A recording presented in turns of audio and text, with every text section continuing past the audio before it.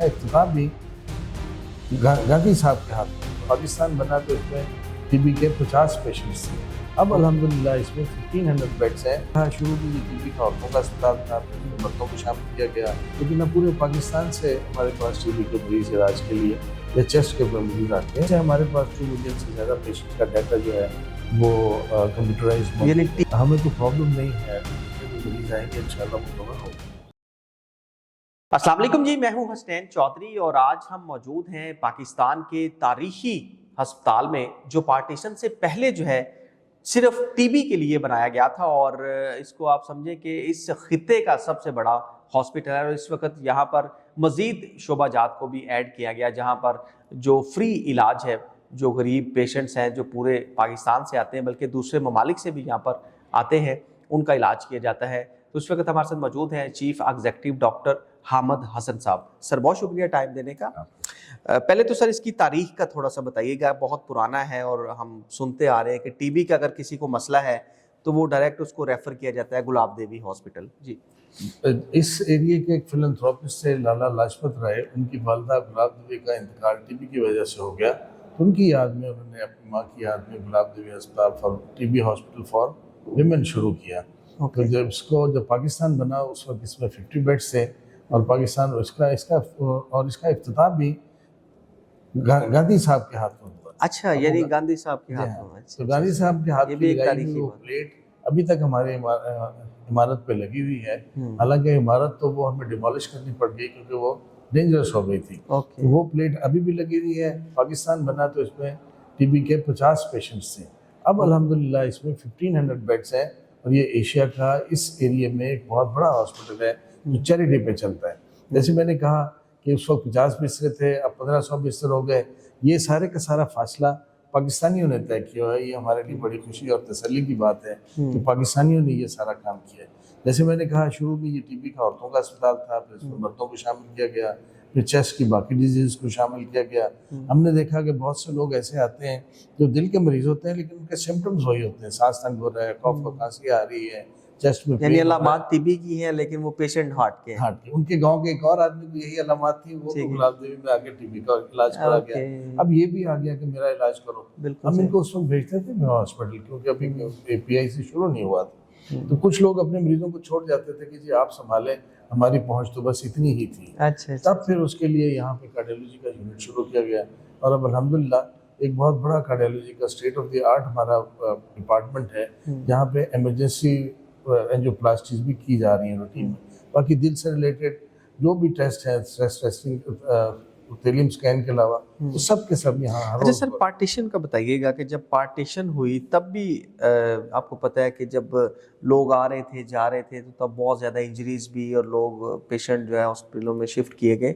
तो गुलाब देवी का क्या रोल था उस वक्त और उसके बाद कायदे आजम का विजिट भी मेरे ख्याल हुआ था यहाँ पे। हाँ, ये हमारे लिए जी एक बड़ी एजाज़ की बात है। आपने बिल्कुल ठीक कहा, जब पाकिस्तान बना उसके तकरीबन 2.5-3 महीने के बाद ही कायद-ए-आज़म रहमतुल्लाह अलैह फादर ऑफ द नेशन इस हॉस्पिटल में तशरीफ लाए। उनके हाथ का वो लिखा हुआ हमारे ऑफिस में अभी भी मौजूद है। I visited the gulab Devi hospital which is not अपने वो रेफ्यूजीज। जी हाँ, उनके हाथ का लिखा है हमारी विजिट बुक में और हमारे लिए बड़ी एजाज़ की बात।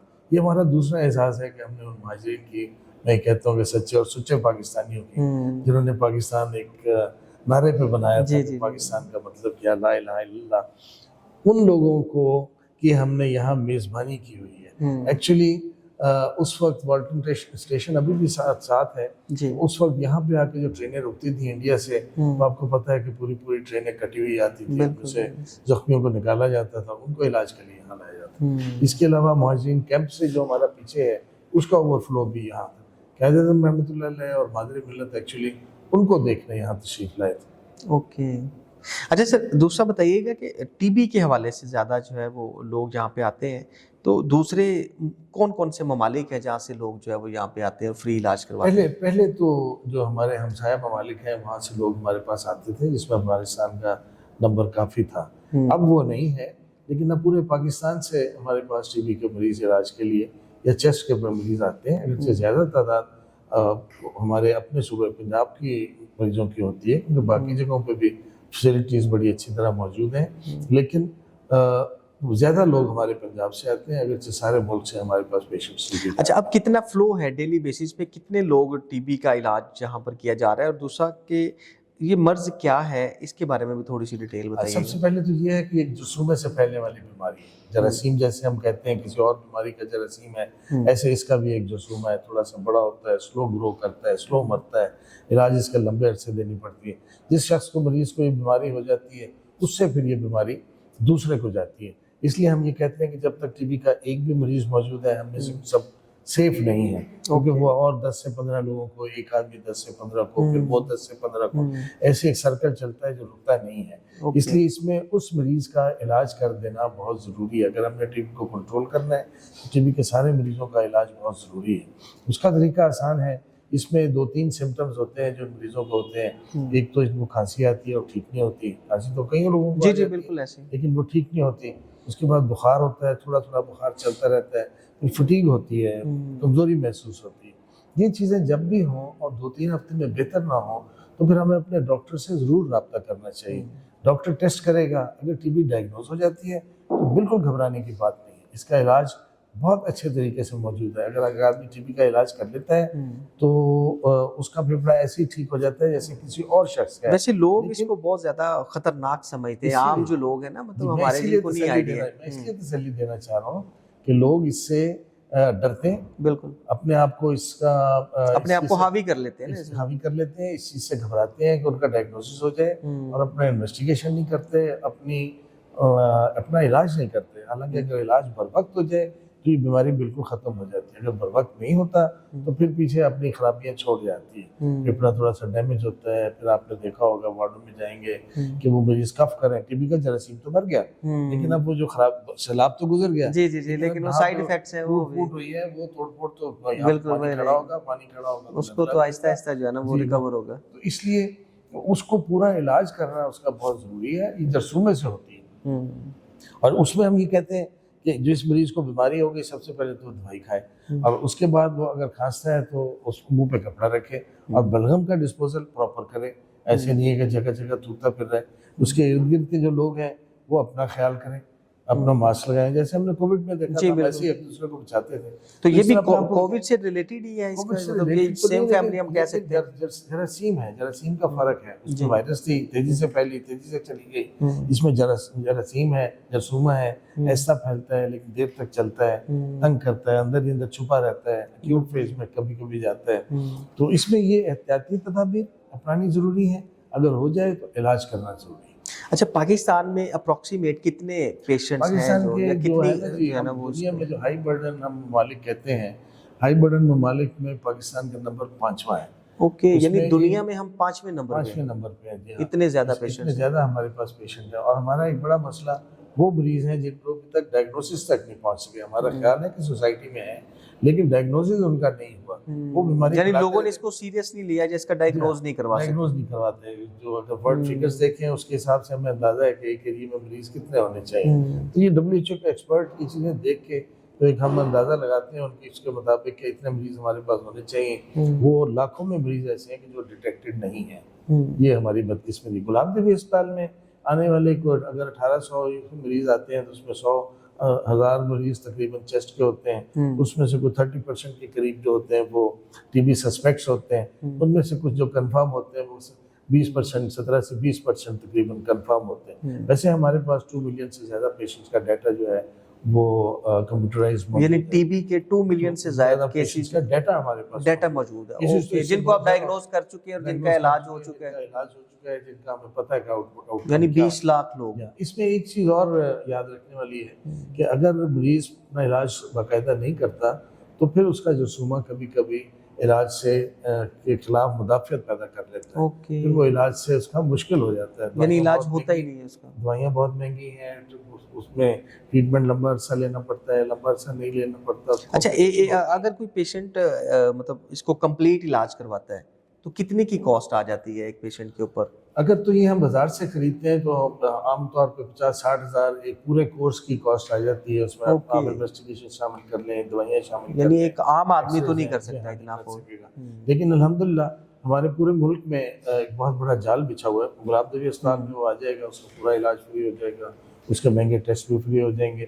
لیکن یہاں نہیں آ سکتا. اپنے نزدیک پورا جال ہے جہاں پہ گورنمنٹ کے اور P T P N T P کے کنٹرول سے WHO کے تعاون سے ٹی بی کا سارا علاج موجود ہے. تو آپ کے توسط سے میں یہ کہنا چاہوں گا کہ کسی کو اگر شک ہے تو اپنا چیک اپ کروائے, اور اگر اس کو چیک اپ ڈائگنوسس میں تبدیل ہو گیا تو بے فکر ہو گیا علاج. تو اس کا پروسیجر کیا ہے, مطلب موسٹلی کس طرح کے پیشنٹ گلاب دیوی میں آتے ہیں اور اس کا ایک پروسیجر کیا ہے, کس طرح سے وہ اس کا ڈائگنوز کرتے ہیں, یا سسٹم کیا ہے, ٹیسٹ کیا ہے, جی ہمارے کتنا ٹائم لگ جاتا ہے؟ جی ہمارے جو او پی ڈی ہے آؤٹ پیشنٹ میں, وہاں پہ پیشنٹ آ کے رپورٹ کرتا ہے آؤٹ پیشنٹ ڈپارٹمنٹ میں.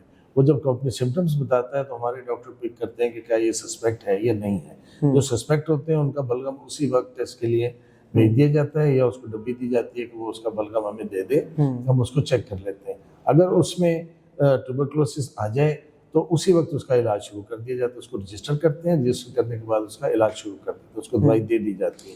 کچھ پیشنٹس ان میں سے ایسے ہوتے ہیں جن میں کمپلیکیشنز ہوتی ہیں, خون آ رہا ہے, بلیڈنگ زیادہ ہو رہی ہے, ہمیں پس پڑ گئی ہے, کوآپریٹو پروسیجر کرنا پڑے گا ان پیشنٹس کو, یا پھر بیماری جو ہے وہ شروع سے ایسی محسوس ہو رہی ہے کہ اس میں ریزسٹنس آ گئی ہے, ان میں کچھ ورک اپ کے لیے ان پیشنٹس کو ایڈمیشن بھی کرنا پڑتا ہے. ان کو پھر ایڈمٹ کر کے اسے ایکیوٹ فیز میں سے نکال کے تو باقی علاج اس کا گھر میں ہوتا ہے. اچھا سر, دوسرا یہ بتائیے گا, اب کتنے پیشنٹ جو ہیں وہ ایک ٹائم میں یہاں پہ آپ کے پاس آ سکتے ہیں جن کو آپ آسانی کے ساتھ جو ہے وہ ٹریٹمنٹ دے سکتے ہیں؟ یہ جو میں نے نمبر بتایا ہے یہ تو ہمارے پاس آ رہے ہیں اور ہم سال سے ان کا علاج کر رہے ہیں, لیکن ہمیں کوئی پرابلم نہیں ہے. اگر جتنے بھی مریض آئیں گے انشاءاللہ وہ کور ہوں گے. تھوڑا دیر ہو سکتی ہے, ٹائم تھوڑا سا انتظار کا زیادہ ہو جاتا ہے ایسے, کیونکہ ہمارے پاس اگر 100 بیڈ کی گنجائش ہوتی ہے تو 125 اور 150 بھی آ جاتے ہیں, تو وہ پھر ہم ایڈجسٹ کرتے ہیں کسی طرح. تو سر کوئی اور بھی پلان ہے اسی طرح کا, کوئی گلاب دیوی کو مزید ایکسپینڈ کرنے کے لیے کسی دوسرے ڈسٹرکٹ میں یا کسی صوبے میں؟ اصل میں تو گلاب دیوی ہسپتال اٹسیلف جو ہے وہ مریضوں کو زیادہ آؤٹ پیشنٹ ڈپارٹمنٹ کے طور پہ ٹریٹ اپ کر رہا ہے. اگرچہ ان پیشنٹ میں بھی ہمارے پاس مریض کافی داخل ہوتے ہیں ٹی بی کے, لیکن زیادہ تر آؤٹ پیشنٹ میں ٹریٹ ہو جاتے ہیں. تو اب اس بیماری کا ایڈمیشن اس طرح ریکوائرڈ نہیں ہے جیسے کبھی جو پری پارٹیشن یا جو دیکھ رہے ہیں جب سینیٹوریا ہوتے تھے کہ اس کا علاج نہیں تھا. اب ہماری جو میڈیکل جو ایڈوائس ہے یہی ہوتی ہے کہ گھر میں اس کا علاج ہونا چاہیے بجائے ہاسپٹل. صرف کمپلیکیشنز کے لیے ہے. ہماری ایک برانچ قصور میں ہماری کام کرتی ہے, باقی اب ہم فی الحال اس کو اس طرح ایکسپینشن کا ابھی ہماری مینجمنٹ کے سامنے کوئی ایسا وہ پروگرام نہیں ہے. ٹھیک ہے.